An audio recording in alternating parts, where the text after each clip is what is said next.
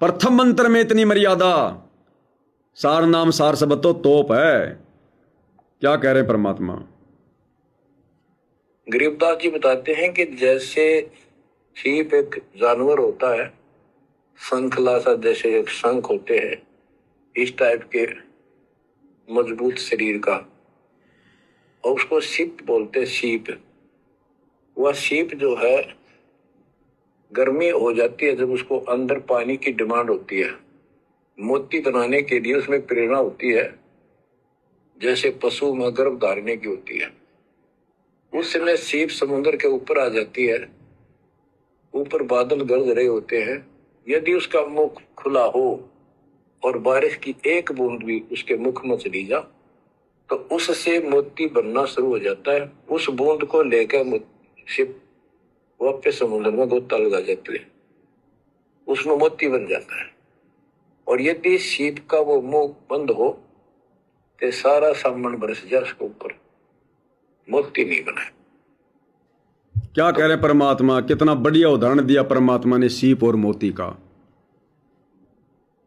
सीप समुद्र के अंदर रहती है और समुद्र के पानी से मोती नहीं बन पाता। सीप क्या करती है? जब कभी समुद्र के ऊपर आती है, जब उसकी इच्छा होती है पानी पीने की, समुद्र में रह के समुद्र का पानी नहीं पीती, समुद्र के ऊपर आती है और उस समय यदि ऊपर बादल हैं और बरसात हो रही हो और उस समय वो सीप अपना मुंह खोलती है और उस समय यदि बारिश की कोई बूंद उसके मुंह में गिर गई तो उस सीप के अंदर मोती बनेगा, अन्यथा समुद्र के पानी से मोती नहीं बनेगा। और ऊपर से बादल बरस रहे हैं और सीप बाहर आ नहीं रही, मुंह नहीं खोल रही, तो कितना ही बारिश बदल जाओ, कितना ही बारिश बरसो, मोती नहीं बनेगा।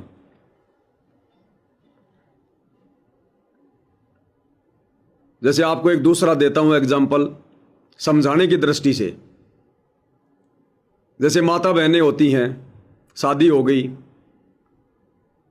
बच्चा पैदा करने की इच्छा होती है, माता बहनों को पीरियड आता है। पीरियड समाप्त होने के कुछ दिन तक जो बच्चादानी है उसका मुंह जो है वो खुला रहता है। वो 4 दिन 5 दिन या 6 दिन जो भी समय होता है जो परमात्मा ने निर्धारित किया है, जब तक बच्चादानी का मुंह खुला हुआ है, यदि उस दौरान शारीरिक संबंध अगर बनाए जाते हैं तो माता बहनें गर्भ धारण करती हैं, बच्चा उत्पन्न होगा। और जिस दिन वो गर्भाशय का मुंह बंद हो जाए, चाहे कितने शारीरिक संबंध बना लो, गर्भ में बच्चा नहीं बन सकता, गर्भ नहीं ठहर सकता। तो इसी प्रकार भाइयों और बहनों, जब तक हमारी वो श्रद्धा, वो आस्था हमारे गुरु में ऐजे परमात्मा नहीं होगी, हम जब तक अपने गुरु को हृदय से, आत्मा से, मन कर्म वचन से परमात्मा नहीं मानेंगे, कबीर भगवान नहीं मानेंगे, ये परमात्मा चाहे हमारी गोद में आके बैठ जाए, चाहे हम इसकी गोद में जाके बैठ जाएं, चाहे लाख वर्ष हम इसकी संगत कर लें, हमें वो सार नाम, वो मूल ज्ञान, वो तत्व भेद, वो सार शब्द, वो मोक्ष मंत्र हमें नहीं मिल सकता। हमारी मुक्ति नहीं हो सकती, हमारा मोक्ष नहीं हो सकता, चाहे हम कितना यत्न कर लें, कितना प्रयत्न कर लें। ये भक्ति का रूल है, ये नियम है। और वो दया परमात्मा ने सत्सेवकों पर करी, साध संगति से जोड़कर। दिन रात परमात्मा ने दास को प्रेरणा करके जगह जगह हम साध संगतियां रखा करते थे, कभी बंगाल में, कभी बिहार में, कभी यूपी में, कभी पंजाब में, कभी हरियाणा में, कभी राजस्थान में। और जो जो भाई बहन साध संगति में आया करते थे उस दौरान, सन 2024 तक उन भाई बहनों को पता है 3-3 दिन की साथ संगति होती थी। दास बड़ी मुश्किल से 1 या 2 दिन ही जा पाता था, लास्ट 1 दिन, या तो शुरू में या लास्ट में, क्योंकि मैनेजमेंट का भी प्रेशर, तो दास को हर प्रकार से छुप छुपा के सावधानी बरत के दास वहां जाता था, डायरेक्ट नहीं जाता था। 2-4 भगत मेरे साथ में होते थे। हम पहले किसी होटल में रुकते थे, फिर वहां का माहौल देखा करते थे। अगर मैनेजमेंट वाले आ जाते थे तो फिर हम वापस आ जाते थे। बस की बस भर के लेके आते थे मैनेजमेंट वाले। दास एक बार महाराष्ट्र गया साथ संगति में, पूना में अलीबाग, यानी बंबई से तकरीबन 50 किलोमीटर आगे, बीच में समुद्र, नाव में बैठ के गए, दूसरा रास्ता नहीं था बस वगैरह का। और जो एलूवालिया है, एक वो सरदार जी आपने देखा होगा जिसका इंटरव्यू गुरुजी ने, जिसके ट्रक की बॉडी बढ़ा दी थी, बहुत ज्यादा गरीबी हालत में आ गया था, अपने बच्चे का वो पैसे जोड़ने वाला वो फोड़ के फिर उसने अपना खर्चा चलाया, पिग बैंक क्या बोलते हैं उसको, गुल्लक वगैरह फोड़ के। एलूवालिया सरदार कि गुरुजी ने बोल रहा था कि मैं ट्रक की बॉडी बनाता हूं, मैंने एक कंपनी से ऑर्डर ले लिया, बॉडी छोटी बन गई, मैं बड़े चिंता में आ गया, मेरा तो धंधा फेल होने वाला था, कंपनी पैसे देगी नहीं, मैं तो नुकसान में आ गया। रो रो के मैंने गुरुजी से प्रार्थना करी कि हे गुरुजी, जब आप अपने घर की लोहे की जाली बढ़ा सकते हो तो क्या ये ट्रकों की बॉडी नहीं बढ़ा सकते? तो गुरुजी ने वो बॉडी बढ़ा दी। वो एलूवालिया, जब उसको पता चला कि महाराष्ट्र के अलीबाग में सात संगति है और पवन आने वाला है, 3 दिन की साथ संगति थी, महाराष्ट्र के भक्तों को एक बस में भर के 300 भक्तों को और पुस्तक सेवा के बहाने और अलीबाग में लाके पटक दिया वहां, और मुख्य भक्तों को बोल दिया कि पवन आएगा, देख लेना। पुलिस को इन्फॉर्म कर दिया, दास को भक्तों ने सूचना दे दी, भगत जी यहां तो ये माहौल हो गया। दास अलीबाग में एक होटल में ठहर गया, किसी को नहीं पता, मैं अकेला गया था जयपुर से। उस समय तक गाड़ी तो ले आए थे, लेकिन गाड़ी उस समय एक्सीडेंट हो गई थी, वो अंबाला में थी, तो दास उस समय ट्रेन से गया था, अकेला गया था, कोई नहीं था मेरे साथ में। उस राहुल नाम के लड़के से पहली बार मेरी वहीं मुलाकात हुई थी। बोला भगत जी मेरे को सेवा में रख लो। तो दास को पता चला, फिर वहां पर ऐसे ऐसे भक्तों ने फोन कर दिया। मैं होटल में रुका रहा, रात को 11 बजे तक मैं होटल में रहा। 11 बजे के बाद में वो मैनेजमेंट वाले और पुलिस साथ संगति वाली जगह को छोड़ के गई कि भाई अब वो नहीं आएगा, हमें कोई गलत सूचना मिल गई कि पवन आ रहा है। वो जाते ही भक्तों ने मुझे फोन किया, दास तुरंत वहां गया और पूरी रात वहां पर साथ संगति हुई। 11 बजे बैठे थे भंडारा करके, सुबह 5 बजे तक, 6 बजे तक, 5-5, 6-6 घंटे परमात्मा की चर्चा, वीडियो बनते थे। तो जा के परमात्मा ने संगत को जगवाया, फिर वीडियो बनाए जाते थे, फिर पुस्तकों पे वीडियो बनवाए, सत्संगों पे वीडियो बनवाए, आए दिन मैनेजमेंट कुकर्म करता, इनकी हरकतों पे वीडियो बनाए जाते।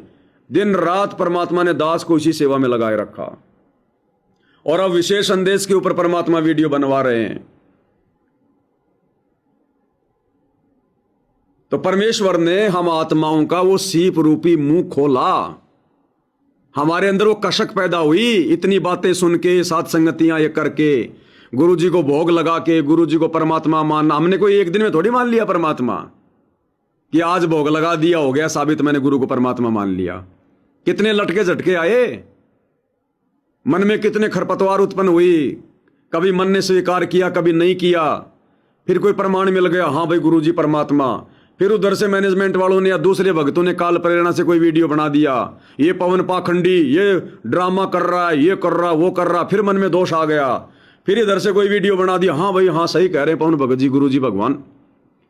100 प्रमाण दिए गए हैं आरती के, भोग लगाने के, गुरु को भगवान मानने के, तब जाके आज हम आत्माएं इतने दृढ़ हैं कि हाँ गुरु जी भगवान, गुरु जी परमात्मा।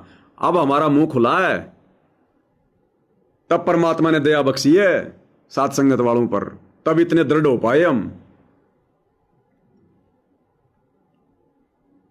दुर्भाग्य इन आश्रम वालों का और सौभाग्य हम साथ संगति से जुड़े भाई बहनों का। तो इस प्रकार से आज मालिक ने दया बख्शी है। क्या कह रहे हैं गुरुदेव? तो पार्वती को समझाया कि अब तेरी सीप का आत्मा का मुंह खुल चुका है, अब मैं यो नाम दूंगा, असर करेगा। और पहले तेरी सीप आत्मा का मुंह बंद था, इसलिए ये उन्मोद मंत्र ऐसे व्यर्थ नहीं कर सकता था। क्लियर कर दिया गुरुदेव ने कि पहले तेरी सीप रूपी आत्मा का मुंह बंद था पार्वती, इसलिए मेरे पास अमर मंत्र होते हुए भी मैंने तेरे को अमर मंत्र नहीं दिया। अब तेरी सीप रूपी आत्मा का मुंह खुल गया, तेरे भाव चेंज हो गए, तेरी श्रद्धा बढ़ गई, तूने मुझे पति नहीं परमेश्वर के रूप में स्वीकार कर लिया, मर्यादा में रह के भक्ति करना तूने स्वीकार कर लिया ताकि ये मंत्र काम करें। तूने बकवाद छोड़ दी, पति पत्नी संबंध छोड़ दिए, अब ये मंत्र काम करेगा। तो विधि तो भाई यही है, खेल चाहे डिस्ट्रिक्ट लेवल का हो, स्टेट लेवल का हो, नेशनल लेवल का हो, चाहे इंटरनेशनल लेवल का हो, मर्यादा नियम एक जैसे ही होते हैं।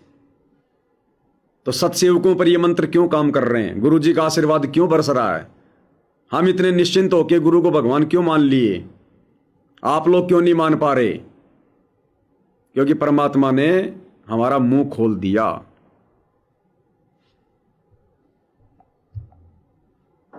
फिर कहा कि चलो सुबह सुबह एकांत स्थान पर पहुंच गए।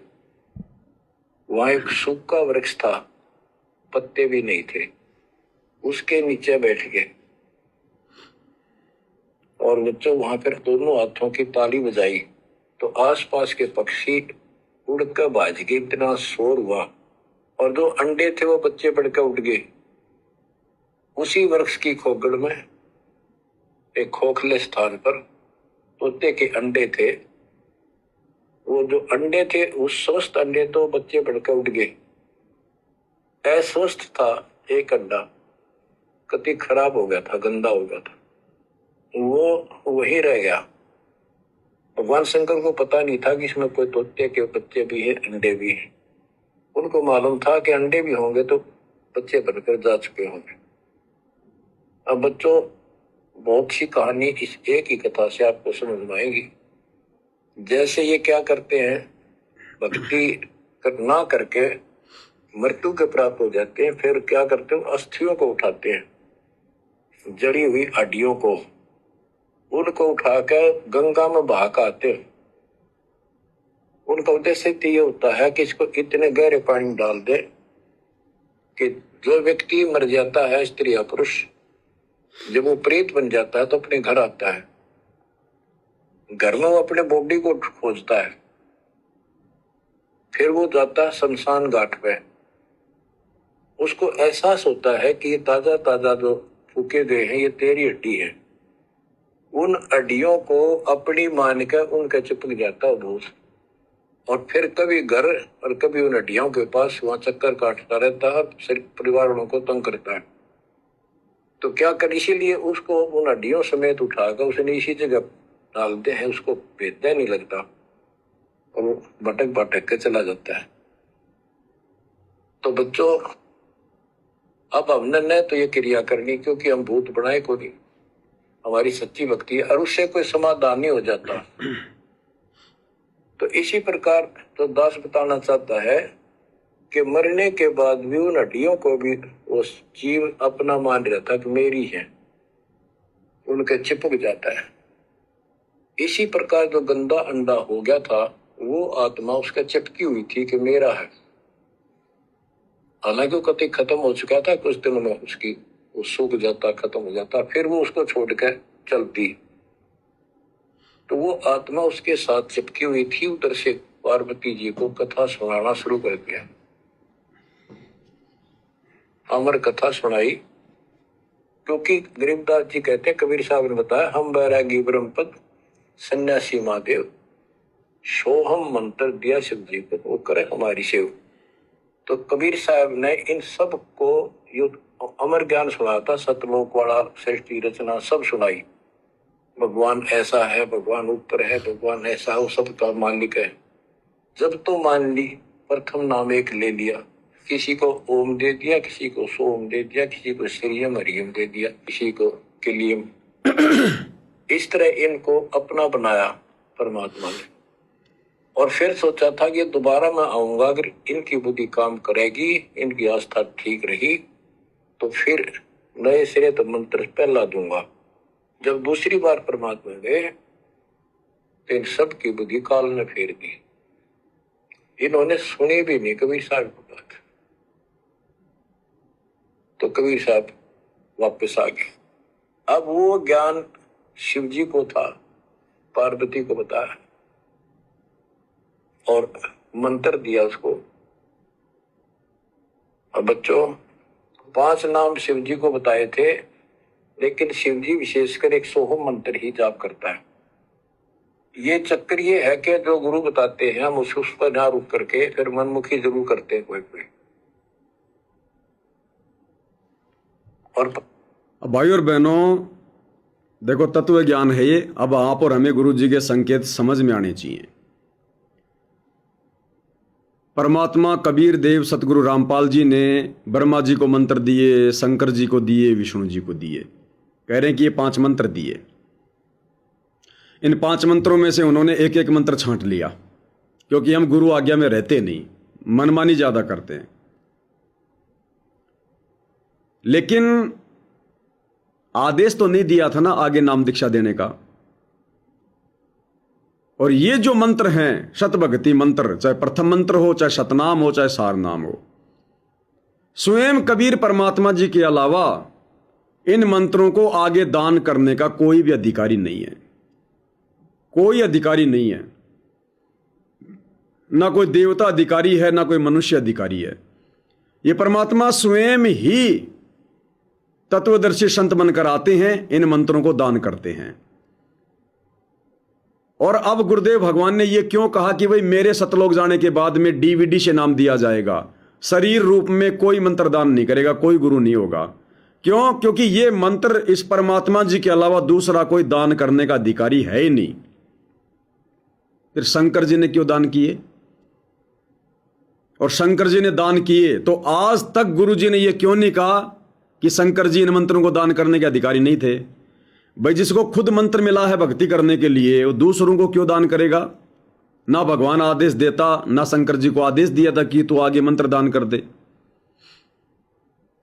ये खेल सारे परमात्मा खेलता है। पार्वती का कोई समय आ गया था इन अमर मंत्रों को देने का,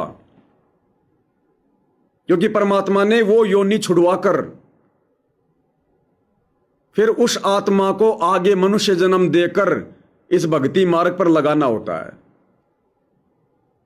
तो पार्वती के 108 जन्म पूरे हो चुके थे, 109वां जन्म चल रहा था, संस्कार समाप्त होने वाला था। वो मंत्र लेकर वो शंकर जी तक जीवित रहेगी, उसके बाद में फिर वो नष्ट होगी। उस आत्मा की जगह दूसरी आत्मा को पार्वती बनाया जाएगा, और उस पहले वाली आत्मा को फिर परमात्मा मनुष्य जन्म देकर पृथ्वी पर लाएंगे। उस मंत्र की बदौलत जो शंकर जी के रूप में पार्वती को परमात्मा ने सुनाया। अब ये खेल क्या होता है भाई और बहनों, पता नहीं चल पाता। वो शंकर जी भी ये सोच रहा है कि मैंने मंत्र दिए हैं, और पार्वती भी यही सोचती है कि शंकर जी ने मेरे को मंत्र दिए हैं। लेकिन असल में वो खेल परमात्मा ऐसा खेल जाता है, ऐसा खेल जाता है, पता भी नहीं चलता। जैसे सुदामा श्री कृष्ण जी के पास गया, अपने मित्र के पास, तो गुरुदेव ने क्या बताया? उधर से श्री कृष्ण जी में परमात्मा ने प्रेरणा कर दी कि मैं 10-12 दिन के लिए अपने रिश्तेदारी में जा रहा हूं, चला गया। इधर से परमात्मा कबीर साहब सतगुरु रामपाल जी श्री कृष्ण जी का रूप बनाकर वहां वापस चले गए। घर वालों ने पूछा आप तो चले गए थे, वापस क्यों आ गए इतना जल्दी? बोला 12-13 दिन तक बाहर रहूंगा। बोला कैंसिल कर दिया, बात आई गई हुई। 7 दिन तक सुदामा रहा, परमात्मा रहे। फिर जब वापस श्री कृष्ण जी को आना था, उससे कुछ सेकंड पहले परमात्मा वहां से अंतर ध्यान हो गए। फिर जब श्री कृष्ण जी आए जो गए हुए थे, तो फिर घर वालों ने पूछा कि तुम कहां से आ रहे हो? बोले मैं तो ऐसे ऐसे रिश्तेदारी से आ रहा हूं। तो फिर लोगों ने सोच लिया कि भाई आपकी लीला अपरंपार है, आपकी लीला को कौन जान सकता है। बात आई गई हुई। तो इस प्रकार से ये सारा खेल भाई और बहनों परमात्मा खेलते हैं। ना जीव को सोच पाता, ना शंकर जी को सोच पाता, ना पार्वती को सोच पाती। अब जिस समय शंकर जी पार्वती जी को अमर मंत्र दे रहे थे, वो कमलों की जानकारी बता रहे थे कि पार्वती ऐसे ऐसे मूल कमल में ध्यान लगा, मूल कमल में ऐसे ऐसे श्री गणेश जी का वास है, ऐसे ऐसे पंखुड़ी है, फिर उससे 4 उंगल आगे श्वास चक्र है, वहां ब्रह्मा और शांतरी जी है, फिर उससे ऊपर नाभि चक्र है जिसमें विष्णु और लक्ष्मी जी है, उससे ऊपर हृदय चक्र है, उसमें शंकर और पार्वती है। इस प्रकार से मंत्र दिए ना, तभी तो पार्वती का उन कमलों में ध्यान लगा, शुद्ध बुद्ध खो बैठी वो, हाँ हाँ उंकारे भरने लगी, क्योंकि पार्वती का उन कमलों में ध्यान लग गया जो शंकर जी बता रहे थे कि ये कमल किसका है, इसमें कौन कौन सी देव बैठे हैं।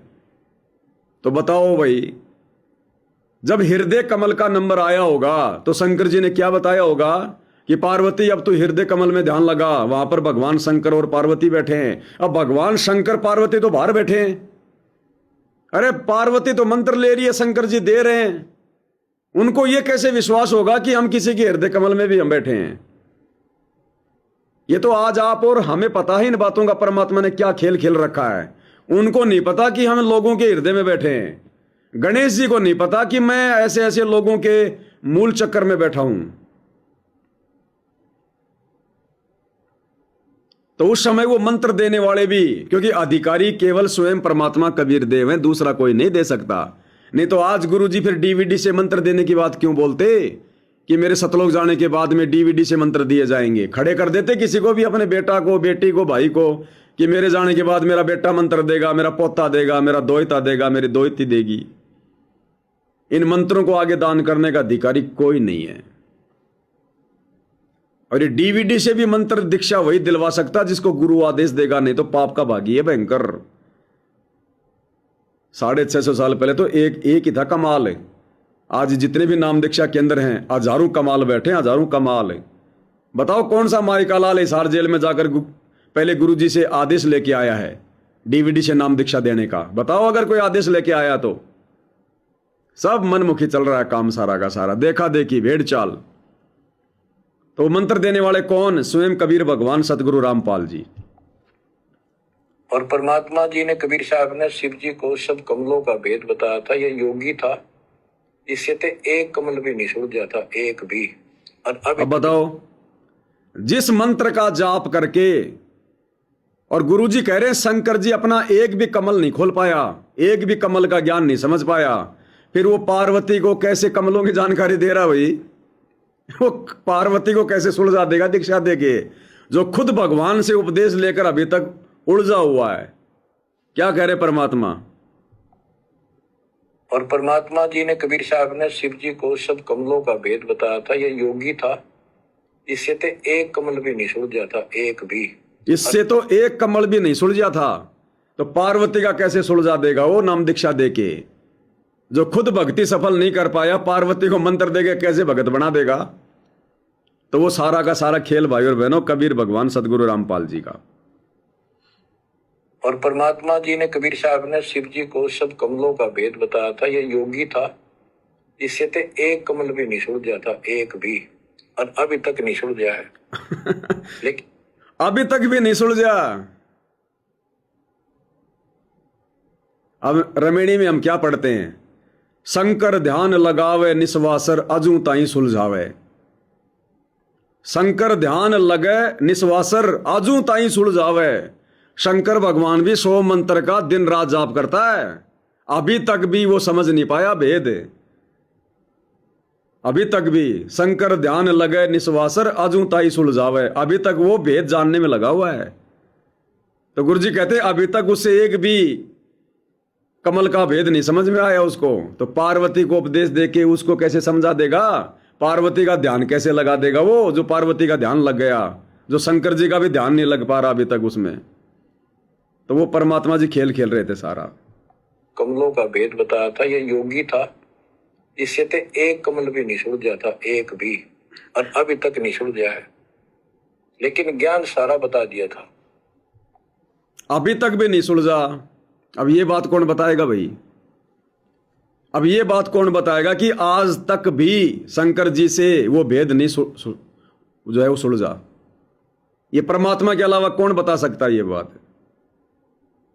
अब कोई कहेगी ये तो आप गरीबदास जी की वाणी में लिखा है, गुरु जी ने वाणी से पढ़कर बता दिया। अरे गरीबदास जी ने वाणी 300 साल पहले लिखी, क्या पता 300 साल में सुलझ गया हो? 300 साल में तो न जाने क्या क्या हो जाए। तो हो सकता है गरीबदास जी की वाणी को लिखे तो 300 साल हो गए, हो सकता अभी तक उसका मंत्र सुलझ गया हो, कमल में ध्यान लग गया हो, गुरु जी को क्या पता, 300 साल हो गई।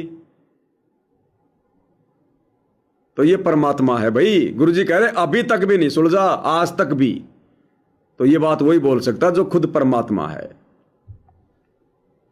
तो पार्वती को सुनाया जा रहा था ज्ञान, पार्वती यश करती जा रही थी, देखो ये मूल कमल है, आगे चलो स्वाद चक्र है, फिर नाभि कमल है, अर्घा कमल है, उसमें ऐसे ऐसे देवता हैं, कंठ कमल में ऐसा है, त्रिकुटी कमल तक पहुंचा दिया। बस पार्वती जी ध्यान मगन होगी, उसको नींद आ गई, बोलना बंद कर दिया। उधर से वो पक्षी इस कथा को सुनने से वो अंडा स्वस्थ हो गया तोते का, और ओंकार्य वर्ण आ गया। अब बहुत सारी बातें भाई और बहनों हमने भी ध्यान रखना है इन कथाओं को सुनकर काल प्रेरणा से, क्या कि कई शंकाएं भी पैदा हो जाती हैं। अब कोई भगत सोचे भाई शंकर जी पार्वती जी को मंत्र दे रहे, मंत्र भी पूरा नहीं था, बीच बीच के 5 मंत्र थे, पार्वती को मनुष्य जन्म भी प्राप्त नहीं था, तत्वदर्शी संत भी प्राप्त नहीं था, और पार्वती ने तो खाली शंकर जी के मुंह से मंत्र सुने और उसी में उसका कमल में ध्यान लग गया। और हम तो तत्वदर्शी संत की शरण में हैं, मनुष्य जन्म प्राप्त है, गुरु जी कहते हो तुम विशेष आत्मा हो, और हमें तो गुरु जी मंत्र जाप करने के लिए दे रहे हैं, पूरा कोर्स दे दिया, 7 मंत्र दे दिए, और हम तो कई साल से जप रहे हैं, हमारा तो एक भी कमल में ध्यान नहीं लग रहा। तो काल ऐसे ही शंका पैदा कर देगा। 2 कारण है भाई और बहनों। सबसे पहला कारण यह है कि पार्वती के पास में पूर्व जन्म की बहुत ज्यादा भक्ति संग्रहित थी, उसके पुण्य बहुत ज्यादा थे, जिस कारण से उस मंत्र को सुनने मात्र से उसका कमल में ध्यान लग गया। वो पाक साफ आत्मा थी, वो पवित्र आत्मा थी। आप और हमारी तरह राग द्वेष ईर्ष्या में नहीं सड़ रही थी, युगों युगों के मैल वगैरह नहीं जमा थे आत्मा पर, वो निर्मल हो चुकी थी, जिस कारण से तुरंत उसका ध्यान लग गया, तुरंत, क्योंकि पूर्व जन्म की भक्ति कमाई, संस्कार, उसके पुण्य बहुत ज्यादा थे, तुरंत ध्यान लग गया। आप और हम खाली हो रखे हैं। आप और हम पार्वती जैसा जीवन भोग के, शंकर जैसा जीवन भोग के, अपने पुण्य ऊपर खर्च करके, फिर धरती पर राजा महाराजा चक्रवर्ती सेठ धनी बन बन के आज हम इस हालत में आ गए, बिल्कुल हैंड टू माउथ, जिस कारण से आज आप और हमारे ऊपर जल्दी से वो काम नहीं हो रहा। पहले हमें भक्ति जमा करनी पड़ रही है, उन मंत्रों का जाप करके पहले भक्ति जमा करनी पड़ रही है। जैसे एक तो किसी की ऐसी दुकान है पंचर वाले की, टंकी हवा से फुल है, कोई गाड़ी आई तुरंत हवा डाल दी। एक भाई की टंकी खाली है तो पहले वो मोटर चला के, इंजन चला के पहले टंकी में हवा भरेगा, उसके बाद फिर वो किसी के टायर में हवा भरेगा। तो पार्वती की उस समय वो भक्ति वाली टंकी फुल थी, और आप और हमारी टंकी पार्वती जैसे जन्म पाके, शंकर जैसे जन्म पाके, देवता बन के हमने वो कर दी खाली। अब परमात्मा ने ये मंत्र दे के दोबारा से हमारा इंजन स्टार्ट किया, धीरे धीरे हवा भर रही है। पहला काम तो ये।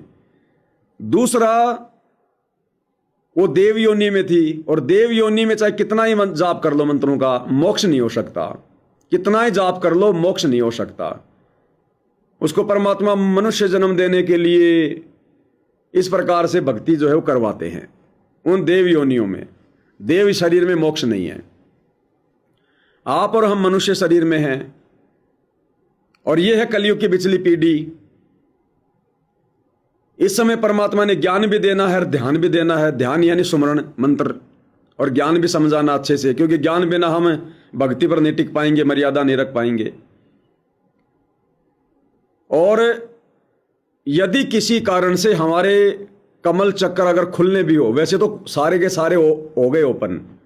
गुरुजी कहते हैं यदि तुम मर्यादा में रह के 4 महीने ढंग से सुमरण कर लोगे प्रथम मंत्र का, ऑटोमेटिक तुम्हारे सारे कमल खुल जाते हैं, ऑटोमेटिक।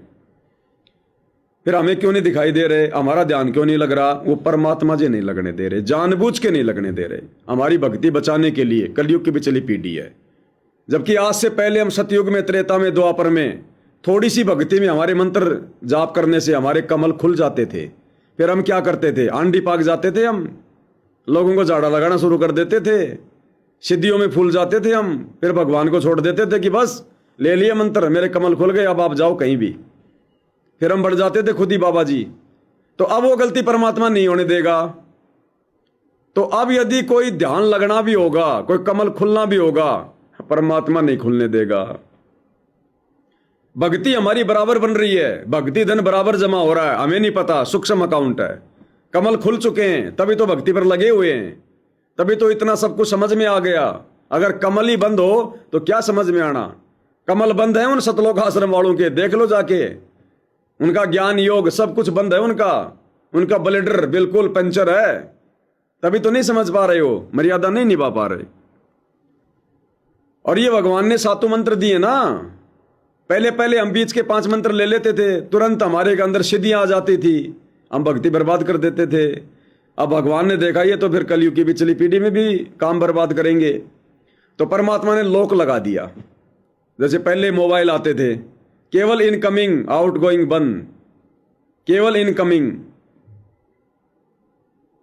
बैलेंस भी खत्म हो जाए तो इनकमिंग चलेगी, आउटगोइंग बंद। अब गुरुजी ने हमें 7 मंत्र दे दिए, बीच बीच के 5 मंत्रों को गुरुजी ने अपने 2 मंत्र देके प्रथम और लास्ट लॉक लगा दिया। लॉक लगा दिया गुरुदेव ने, ताला मार दिया। अब तुम झक मार लो, तुम केवल भक्ति करके कमाई कर सकते हो, इसको बर्बाद नहीं कर सकते। अब तुम लॉक लगा दिया गुरुदेव ने ऊपर नीचे अपने 2 मंत्र देके, इनकमिंग नॉट आउटगोइंग। नहीं तो हम कभी लाख जन्म सतलोक नहीं जा सकते, लाख जन्म। अगर उनका प्रभाव होने लग गया, हम कितने ज्ञानी हैं, दिन में 10 गलतियां करेंगे। तो गुरुदेव ने अपने आगे पीछे के 2 मंत्र देके, सत सुकृत अविगत कबीर और सत्यम, ये 2 मंत्र देके बीच बीच में 5 मंत्रों को गुरुजी ने लोक लगा दिया कि बेटा जितनी भक्ति करेगा केवल जमा होगी, बाहर निकलने का रास्ता बंद। जैसे फुटबॉल में एक बार हवा डालने के बाद फिर हटा लो पाइप को, हवा बाहर नहीं निकलेगी। फिर यदि आप जानबूझ के निकालोगे तो बात अलग है, अगर वो पंचर ही हो जाएगी तो बात अलग है। हम यदि फिर मर्यादाएं तोड़ दें तो बात अलग है। बाकी वैसे परमात्मा भक्ति बर्बाद होने हमारी देगा नहीं। तो आप और हमने ये टेंशन नहीं लेनी है कि हमारे क्यों नहीं खुल रहे, पार्वती के क्यों खुल गए। आप और हमें परमात्मा ने मोक्ष देना है। कलयुग की पिछली पीढ़ी का समय है, ये पार्वती वाला समय नहीं है, सतयुग त्रेता वाला समय नहीं है, बाबा बन के सिद्धियां दिखाने का समय नहीं है, भक्ति धन जमा करने का समय, बर्बाद करने का समय नहीं है। शिव जी ने देखा आवाज और तरह की आई, पार्वती तो सो रही है, लटके ले रही है बैठी बैठी, आवाज कहां से आई? उसने देखा एक पक्षी उस वृक्ष की खोगड़ में, उथोथे स्थान में नजर पड़ा, पक्षी उड़ कर भाग गया। शिव जी उसके पीछे चल पड़े कि इसने मेरा ज्ञान चुरा लिया। आकाश में उड़ गया, उड़ के पीछे हो लिया। ये तोते वाला जीव परमात्मा की अमर कथा सुनता है, उसमें भी शक्ति सिद्धि आ गई थी। और ये ज्ञान जो है पूरे पहुंचे हुए संत से सिद्धि युक्त और अधिकारी से सुनने से ज्यादा असर करता है। अब बताओ शंकर जी कौन से अधिकारी थे? शंकर जी कौन से अधिकारी थे? कौन से पहुंचे हुए संत थे? वो कौन से तत्वदर्शी संत थे जिनके मुख से सुनने से ये ज्ञान बहुत जल्दी काम करता है? शंकर जी पे तो काम नहीं किया ये।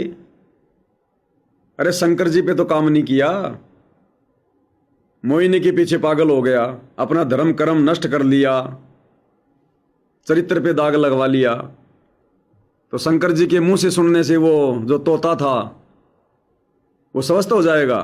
खुद कबीर भगवान सतगुरु रामपाल जी बैठे हुए थे।